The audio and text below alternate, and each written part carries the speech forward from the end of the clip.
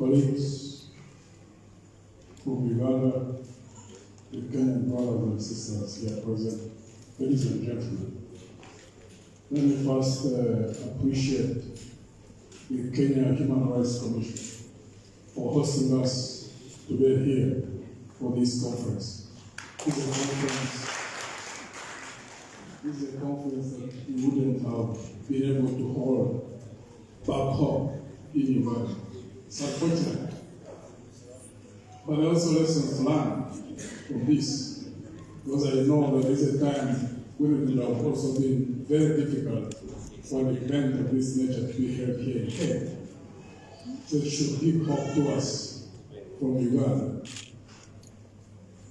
60 years, there are many before us who have yearned for a time when there will be a conducive environment in which all Ugandans will be able to express their God-given capabilities, their God-given potential, be exploited to achieve whatever they would be able to achieve.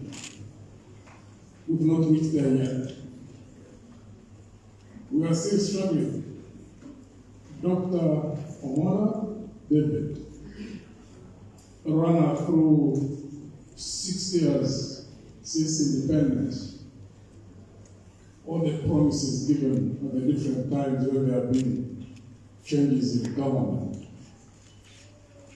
And the loss of hope whenever every group that goes in, giving promises, and in a very short period of time, power being what it is and what it does to us as human beings, more so in situations where there are no institutional checks and balances. Power tends to make men, most times it's men, maybe I shouldn't have women, drunk. We see that happen quite a number of times. In our countries where institutions are not as strong, or don't have a culture, a strong culture, checks and balances, 2-3 years, so just see people completely derailed. And instead of implementing the promises that they would have given, they start doing the very things that they would have fought against. In Uganda, we've had that maybe 3, 4, 5 times.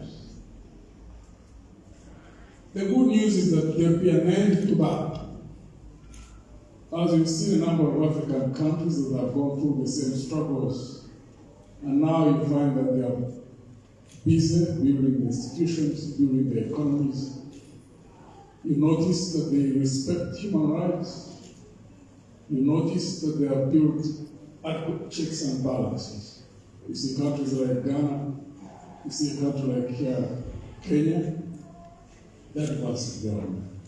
Therefore, those from Uganda should not lose hope. Because I think the one thing that I noticed back home is where you find people have almost given up, thinking that they are involved in an impossible situation. There's no impossible situation. Change happens. Change is a constant.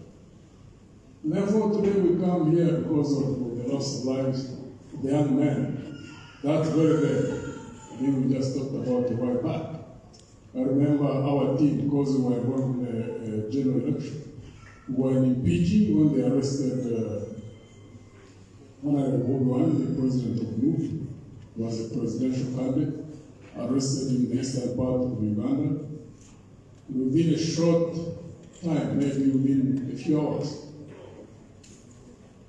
death started happening in the very area of Jinja, Luka, and then Kampala. There is value to human life. 60 years we tried to create a situation where that could manifest, that could be a culture where all of us recognize that human life matters, whether you're in government, whether you're outside government. That hasn't happened yet. So we just come to stand side by side with our colleagues, to shed light onto that. even as we struggle to make the necessary changes.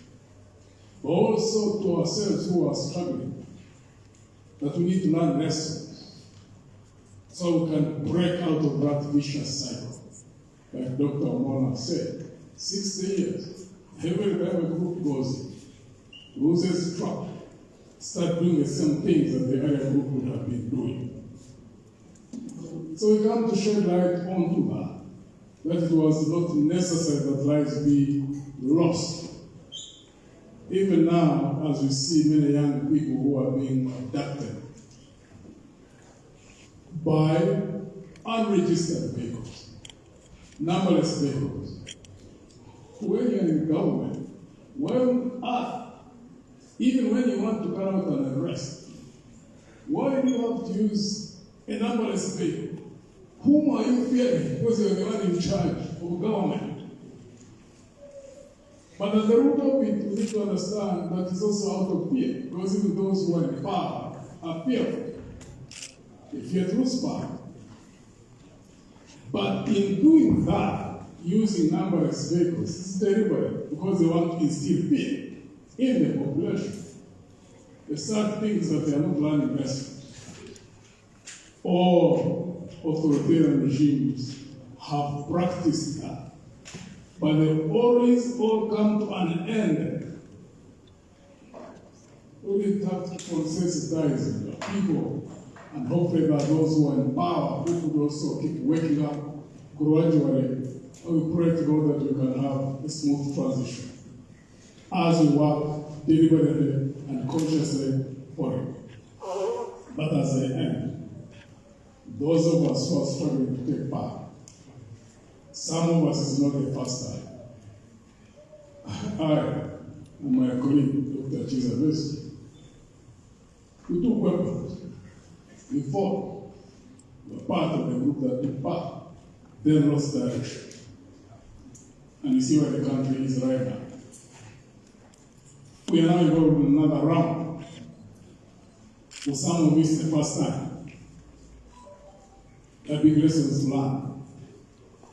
As we fight out the dictatorship, we need to keep on working on our own mindsets.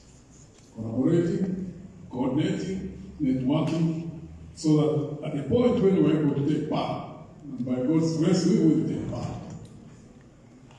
that we don't slide into the very thing that those who have come before us. It happened to them. There is no group C60 that has gotten into power and it didn't get drunk. We have got to build the capabilities within us, not be drunk.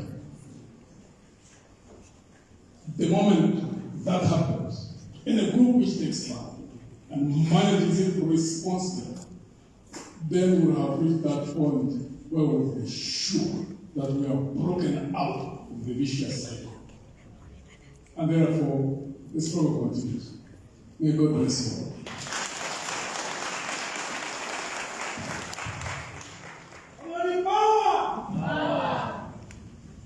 Thank you, General Mugisha Muntu, for that elaborate exposition. Before we hear from others, we have victims whom we would like to hear. I'd like to call up